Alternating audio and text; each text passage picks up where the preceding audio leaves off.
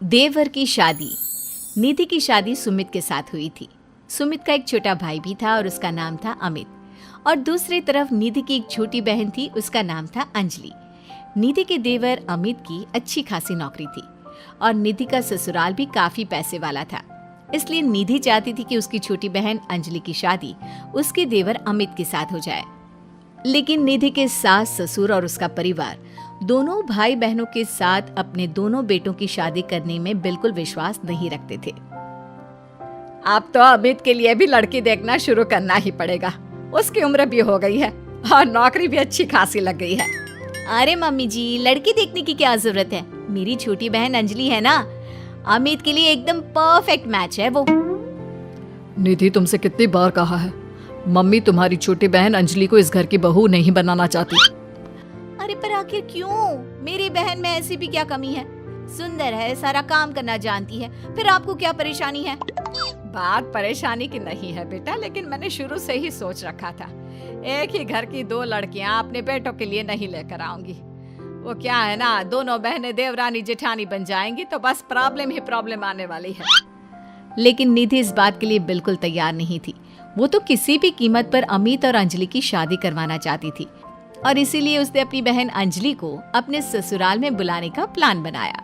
कुछ दिनों के बाद सुमित, वो क्या है ना, मम्मी पापा कुछ दिनों के लिए मामा जी के घर पर चले गए हैं और अंजलि घर पर बिल्कुल अकेली है, तो मैंने सोचा उसे यहाँ बुला लेती हूँ। हाँ हाँ, क्यों नहीं भाई, तुम्हारी छोटी बहन है, तुम उसे बिल्कुल यहाँ बुला सकती हो। लेकिन सुनो, अमित और उसकी शादी के बारे में कोई बात मत छेड़ना। मम्मी इस बात के लिए कभी तैयार नहीं होगी। अगले दिन अंजलि निधि के ससुराल पहुंच जाती है और निधि के कमरे में। अरे दीदी, तुम्हारा देवर तो बहुत हैंडसम है, लेकिन मेरी तरफ नजर उठाकर भी नहीं देखता। अरे तू चिंता क्यों करती है, वो तेरी तरफ नजर उठाकर भी देखेगा और तू इस घर की बहू भी बनेगी। बस अब तू देखती जा। आप कहना क्या चाहती हैं दीदी? यही कि तू किसी न किसी तरह से बहाना करके कुछ दिन इस घर में रुक जा, बस फिर देख मैं क्या करती हूँ। अगर आपने मेरी शादी अमित के साथ करवा दी ना दीदी, तो जिंदगी भर आपकी सेवा करूंगी। मुझे तो आपकी शादी के बाद से ही बहुत पसंद है। अरे मेरी प्यारी बहना, तेरे दिल की खबर तो मुझे कब से लग गई थी। सब जानती हूँ मैं। बस अब चिंता मत करियो और जैसा मैं कहती हूँ वैसा करती जाओ। अगले दिन देख अंजलि, थोड़ी देर बाद मेरी सास बाथरूम से नहाकर निकलेगी, तो बाथरूम के दरवाजे पर थोड़ा सा पानी गिरा दे। ये क्या कह रही हो दीदी? आपकी सास गिर गई तो उसे चोट लग जाएगी और आपके लिए मुसीबत हो जाएगी। अरे पागल, जैसे ही वो गिरने लगे तो झट से जाकर उसे संभाल लेना। देख, मेरी सास के दिल में अब तुझे जगह बनानी है। इस घर की बहू बनना है या नहीं? हाँ दीदी, वो बात तो सही है। ठीक है, मैं चुपचाप जाकर बाथरूम के दरवाजे पर पानी गिरा कर आती हूँ।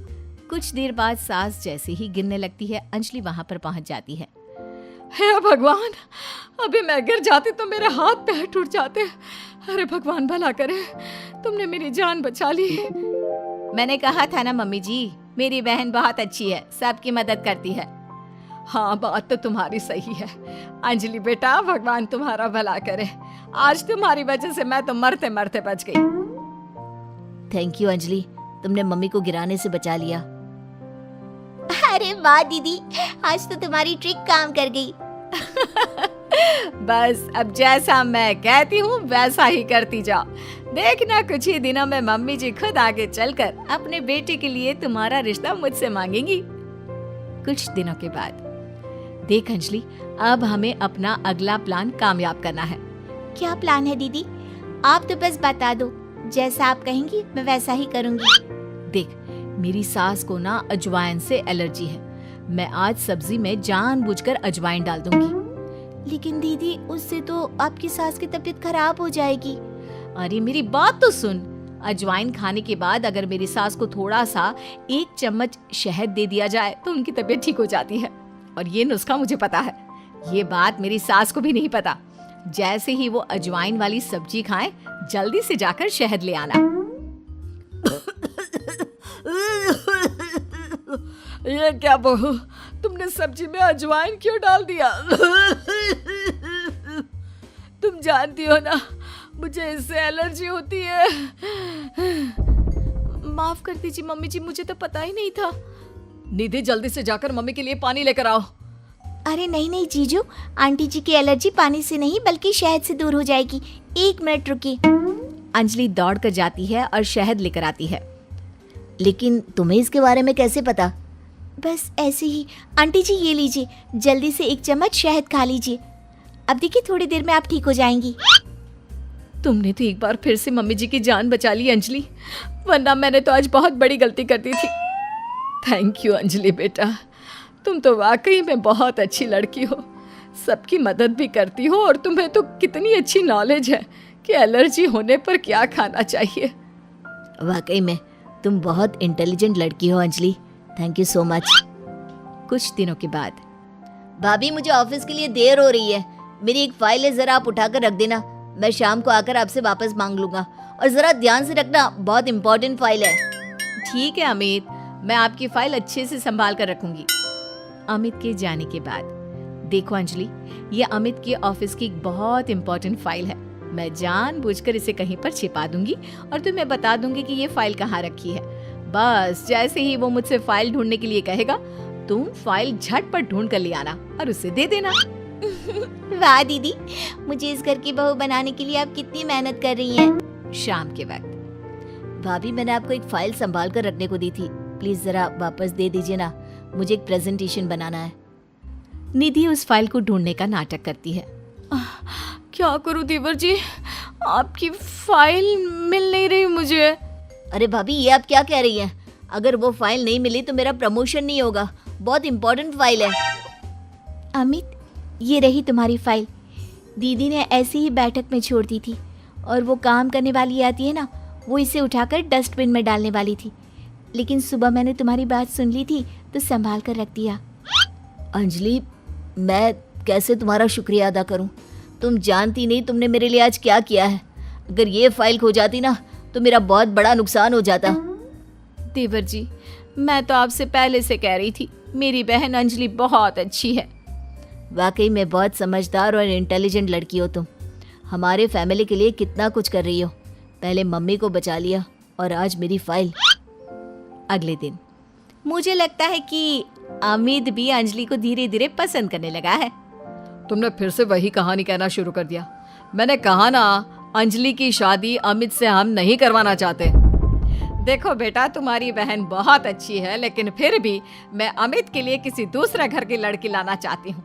एक ही घर की 2 लड़कियां मुझे अपनी बहू बनाकर नहीं लानी। मम्मी जी, मेरी बहन ने आपके लिए इतना कुछ किया और फिर भी आप उसके साथ ऐसा कर रही हैं। तुम गलत समझ रही हो निधि, ये बात तो हम लोगों ने तुम्हें पहले ही कह दी थी।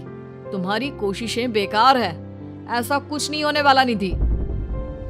देखा दीदी, तुम्हारे सब कुछ करने के बाद भी तुम्हारे ससुराल वाले मुझे इस घर की बहू बनाने के लिए तैयार नहीं है। लगता है अब एक आखिरी खेल खेलना पड़ेगा और देखना, उसके बाद सब ठीक हो जाएगा। मजबूरी में मेरी सास को अमित के साथ तुम्हारी शादी करवानी पड़ेगी। लेकिन दीदी, अब आप क्या करने वाली हैं? कल रात को जब अमित ऑफिस से देर से लौटेगा तो उसके खाने में बेहोशी की दवा डाल दूंगी। तुम चुपचाप उसके कमरे में उसके बेड पर जाकर लेट जाना, कुछ करने की जरूरत नहीं है, बाकी का सारा काम मैं संभाल लूंगी। निधि और अंजलि मिलकर अमित को फंसाने का प्लान बनाते हैं। दोनों अमित के खाने में बेहोशी की दवाई डाल देते हैं। भाभी, बड़े जोरों की भूख लगी है। दीदी तो सो गई है, आपके लिए खाना मैं लगा देती हूँ। हाँ हाँ बिल्कुल, वैसे रात काफी हो गई है, तुम सोई क्यों नहीं? मैं तुम्हारा इंतजार कर रही थी, सोचा तुम ऑफिस से लौट कर आओगी, खाना कौन देगा, बस इसीलिए। तुम कितनी अच्छी हो अंजलि, सबका कितना ख्याल रखती हो। थोड़ी देर के बाद खाना खाकर अमित गहरी नींद में सो जाता है और अपने प्लान के हिसाब से अंजलि उसके पास जाकर लेट जाती है। अगली सुबह, मम्मी जी ये देखिए, अमित मेरी बहन अंजलि से कितना प्यार करता है, और कल रात को तो उन दोनों के बीच क्या बताऊं, वो सब हो गया जो नहीं होना चाहिए था। मुझे लगता है अब हमें उन दोनों की शादी करवा देनी चाहिए। नहीं नहीं भाभी, आप ये क्या कह रही हैं?